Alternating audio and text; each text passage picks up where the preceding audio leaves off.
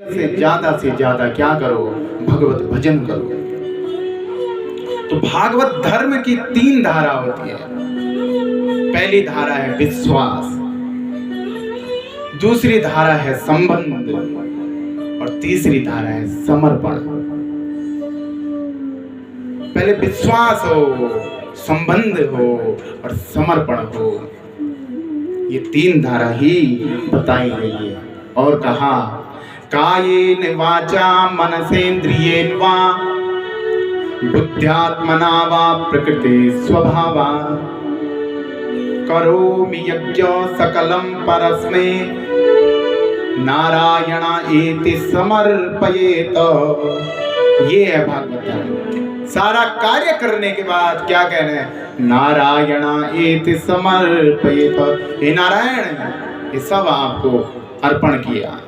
ये है भागवत धर्म। इस प्रकार से भागवत धर्म की कथा बताई।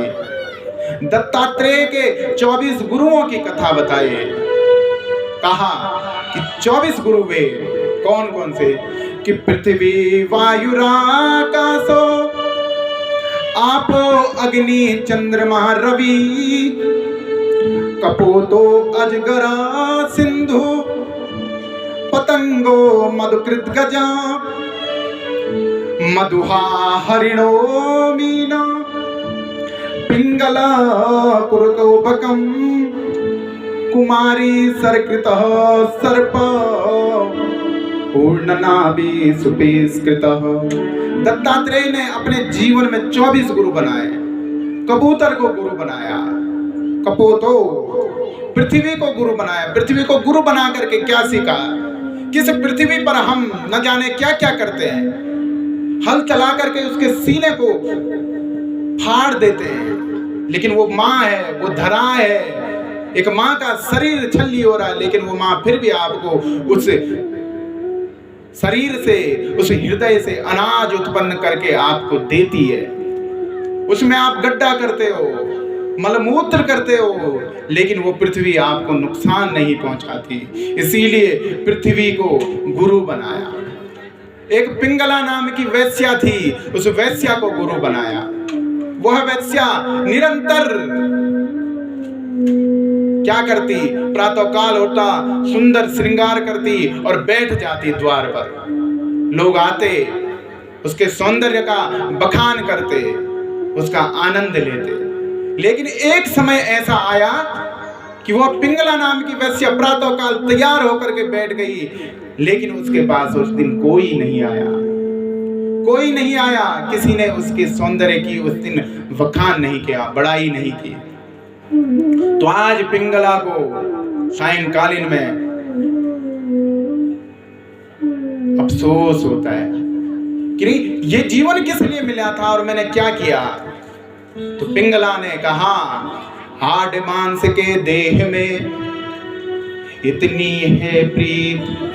अरे इस हाड मांस के देह में इतनी प्रीत है क्या? यो प्रीत अगर भगवान से होती तो आज तो मेरा कल्याण होता। पिंगला ने तुरंत आज से सजना सवरना परमात्मा के लिए कर दिया और उसी दिन से पिंगला का कल्याण हो गया।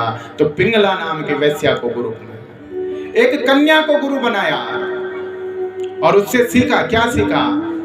कि एक कन्या का कहीं संबंध होता है, उसके सास ससुर घर में आते हैं, माता पिता घर में नहीं है कन्या के,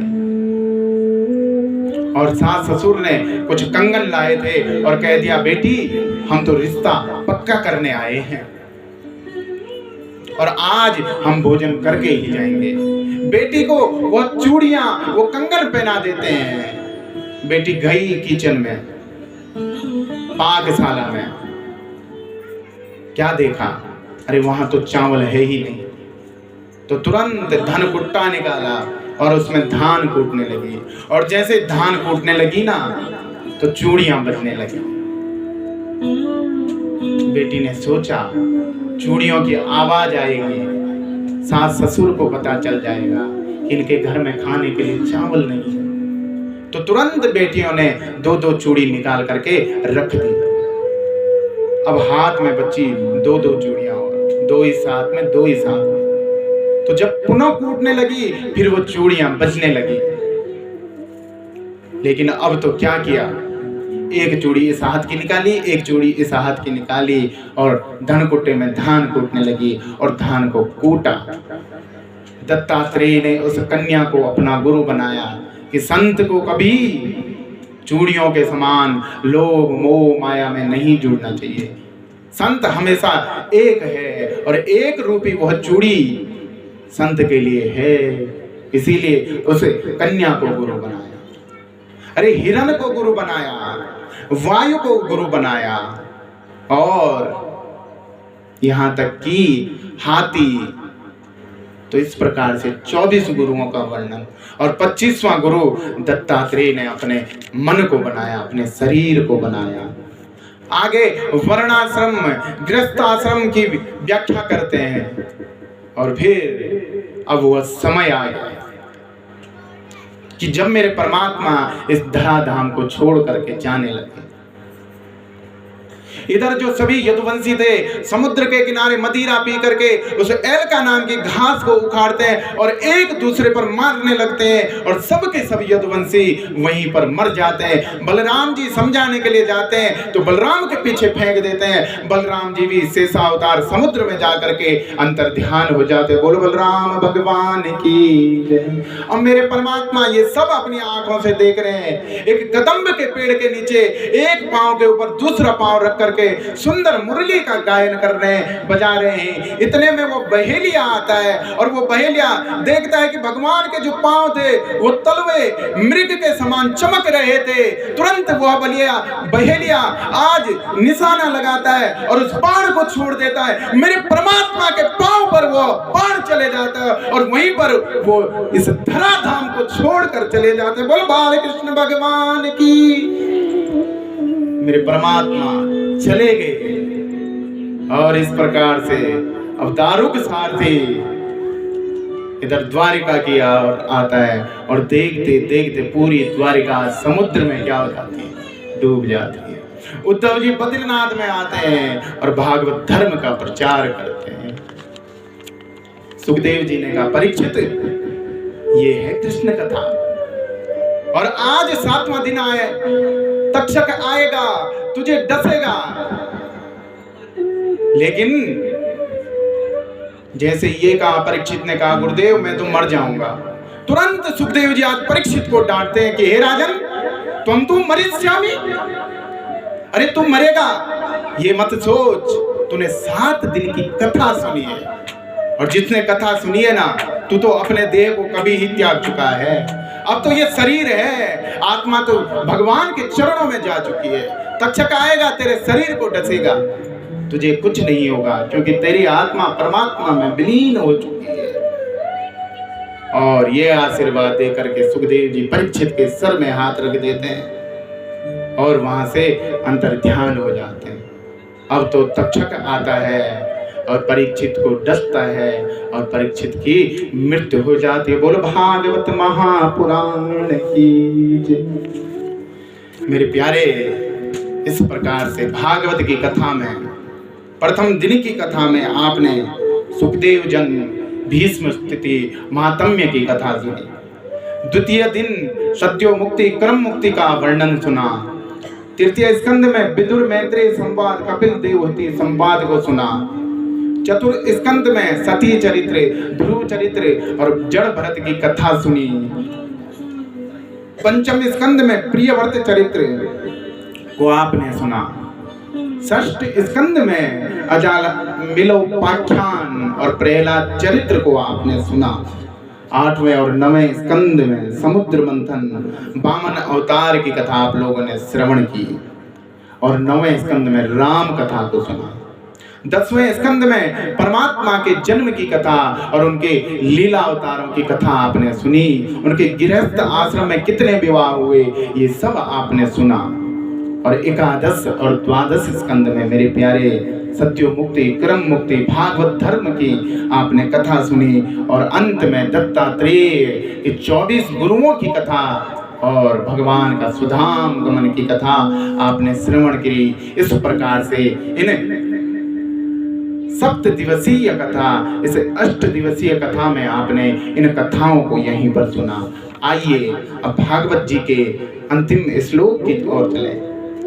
कहा क्या कहते हैं, असारे संसारे विषय विषय संगा कुलधिय क्षणार्थम क्षेमार्थम पिबत सुख गाथा तुलसुदाम किमर्थम व्यर्थम भो भजत कुपते कुत्सित कथे परीक्षित साक्षी यक्षवगत मुक्त्युति कथने। अरे यार, संसार असार है, इसमें कोई सार नहीं है। सार तो केवल श्रीमद् भागवत में है। और परीक्षित इसके प्रमाण है कि उन्होंने 7 दिन भागवत सुनी और उनको मोक्ष मिल गया। बोल भागवत महापुराण की जय। तो आइए अब अंतिम श्लोक आप लोग भी मेरे साथ गाएंगे और यहीं पर भागवत जी को विराम देंगे। तत्पश्चात गोदान होगा, पूर्णाहुति होगी और फिर आरती प्रसाद ग्रहण करके आप सभी लोग ब्रह्मभोज को करके जाना। भगवान के प्रसाद का त्याग मत करना। कहते हैं कि भागवत की कथा जब अंतिम दिन होती है तो जो व्यास होता है उसको दक्षिणा दी जाती है। दोगे आप लोग भी दक्षिणा? हाथ खड़ा करो जरा, कौन कौन देगा? मेरे प्यारे, मुझे दक्षिणा में धन नहीं चाहिए, मुझे दक्षिणा सिर्फ यही चाहिए कि आपके अंदर जो काम क्रोध लोभ मोह और माया रूपी ये पाप है, आज इस पाप को इस मंडप पर छोड़ दो और यहाँ से पुण्य अर्जित किया है उस पुण्य को ले जाओ। और जीवन में एक संकल्प लेना, बुराई कभी किसी की मत करना। आप भला नहीं कर सकते हो तो बुरा भी मत करना, क्योंकि आपका ये हक नहीं है आप किसी का बुरा। छोटी छोटी बातों पर हम लोगों का अहित कर देते हैं। इस कथा से ये साल में कथाएं आपने बहुत सारी सुनी, लगातार कथा सुन रहे हैं, लेकिन पहली बार मेरी कथा से अगर कुछ ले जाना चाहो तो अपने जीवन में अगर आप में से अगर 4 व्यक्ति भी इस कथा को सुनने के बाद अगर सुधर गए तो मैं कहूँगा मेरा कथा कहना सार्थक हो गया। पहली कथा इस ग्राम में मेरी, इस क्षेत्र में पहली कथा, तो मैं चाहता हूँ इस कथा से घर घर में एक ही संदेश जाए कि अपने माता पिता की सेवा करो, अपने सास ससुर की सेवा करो, गाय का पालन करो घर में, कुत्तों को मत पालो, और कुत्ता पालते हो तो देरी से बाहर रखो उसे, घर में मत जाने दो उसे। वहीं पर आप भोजन करते हो वहीं पर कुत्ता भोजन करता है, ये मत करो। जीव की रक्षा करना, जीव का पालन करना मनुष्य का धर्म है, लेकिन वो धर्म कितने तक है उसकी भी कुछ मर्यादाएं। और दूसरी बात, ज्यादा किसी बाबा के पीछे मत भागना, मत भागना, मत भागना। पितृ को खोगे, इष्ट को खत्म कर दोगे और एक दिन जो हमारा नहीं है ना उसके पीछे रोते रहोगे फिर। अरे अगर पांव धो करके पीना है तो अपने माता पिता के चरणों को धो करके पियो। टीका करना है तो अपने माता पिता के माथे को करो। सेवा करनी है तो अपने माता पिता, गुरु और गाय की सेवा करो। बाबा के पीछे जा करके वो पीर बाबा हमारा है ही नहीं है, और आज सबके सब वहां चादर चढ़ाने के लिए भीड़ लगी हुई है। हमारे शास्त्र में कहीं भी साईं बाबा तक को पूजने के बारे में नहीं बताया गया है, वो भी हमारा नहीं है। और हम घर में क्या कर रहे हैं? ओम साई देवा, ओम साई देवा। कौन साई? कहाँ का साई? नहीं है हमारा। हमारे हैं तो राम कृष्ण, वो जगदम्बा भवानी। और आप तो बड़े भाग्यशाली हैं, आपके पास तो इधर जाओ भगवान भूत बावन, ऊपर जाओ उपराई, नीचे जाओ कालिंगा, इधर जाओ रावल देवता, थोड़ा आगे जाओ तो भगवान रामचंद्र जी का रघुनाथ मंदिर। सब जगह तो आपके पास धाम ही धाम है। उन मंदिरों में जाओ, वहां मत्था टेको, वहां जाकर के मिलेगा कुछ। लेकिन ये पीर बाबा के पीछे, ये बाबा बाबाओं के पीछे जाकर के कुछ नहीं मिलेगा। इसीलिए मेरे प्यारे, सेवा करनी है तो माता पिता की सेवा करना, अपने से बुजुर्गों की सेवा करना। सौपायात मेरे परमात्मा आप सभी का कल्याण करें, आप सभी की मनोकामनाओं की पूर्ति करें। और जिस पितृ के निमित्त यह भागवत कथा रखी है ना, उस पितृ को गोलोक का वास दे, वैकुंठ का वास दे। बोलो भागवत महापुराण की। तो इन्हें 7 दिनों में जो मेरे वाम तो दक्षिण तो विद्वान आचार्यगण, श्रीमान श्री डिमरी जी, इधर देवली जी, पूज्य पिताश्री, इधर हमारे सेमवाल जी, डंगवाल जी, थपलियाल जी, अरे जिन्होंने हर रूप में मुझे अपना सहयोग दिया, हर प्रकार से अपना आशीष, अपना प्रेम मुझे प्रदान किया, मैं उन सब के चरणों में प्रणाम करता हूं। और बस यही कहूंगा कि मुझे कुछ नहीं चाहिए। अपना जो ये आशीष है, अपना जो ये आशीर्वाद है, वो हमेशा मेरे सर पर बनाए रखना। आप सभी माताएं जितने भी कथा में आए हैं, सबने कुछ न कुछ मुझे प्रदान किया है। किसी ने प्रेम दिया, किसी ने आशीर्वाद दिया। और सबसे बड़ा धन्यवाद तो मैं इस नेगी परिवार का करूंगा, जिन्होंने मुझे इस योग्य समझा कि इस व्यासपीठ पर सुशोभित किया। हमारे पूजनीय श्री प्रदीप नेगी जी यहाँ पर हैं। अरे उन्होंने तो हर प्रकार से, कहने की देर होती थी, हर प्रकार की सेवा की। आज हमारे थपलियाल जी कह भी रहे थे कि यजमान हमको बहुत मिले, लेकिन जैसा परिवार ये मिला ना, ऐसा परिवार कहीं नहीं मिला। हमारे सेमवाल जी, डंगवाल जी भी कह रहे थे कि इस गांव में जरा देखो भक्ति कैसी दौड़ रही है। कल रात जब वो भजन संध्या कर रहे थे, आहा कितना आनंद आ रहा था। मैं भी रात को 2 बजे तक सोया नहीं, सुन रहा था।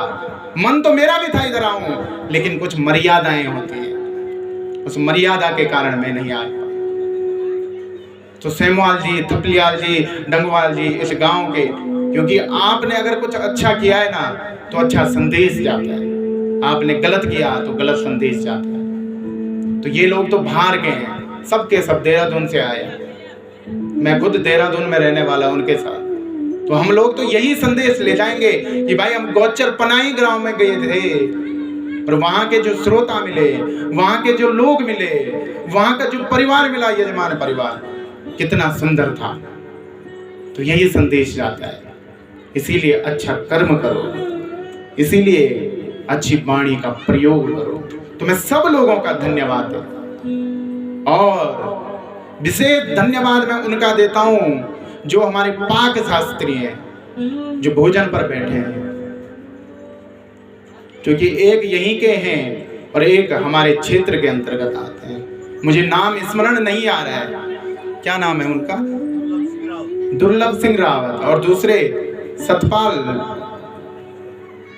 वो जो भोजन की व्यवस्था हमारे लिए करते हैं, बड़े ही सुंदर भोजन की व्यवस्था करते हैं। इधर मन भावन टेंट साउंड, जिन्होंने इतना सुंदर साउंड की व्यवस्था करी यहाँ पर,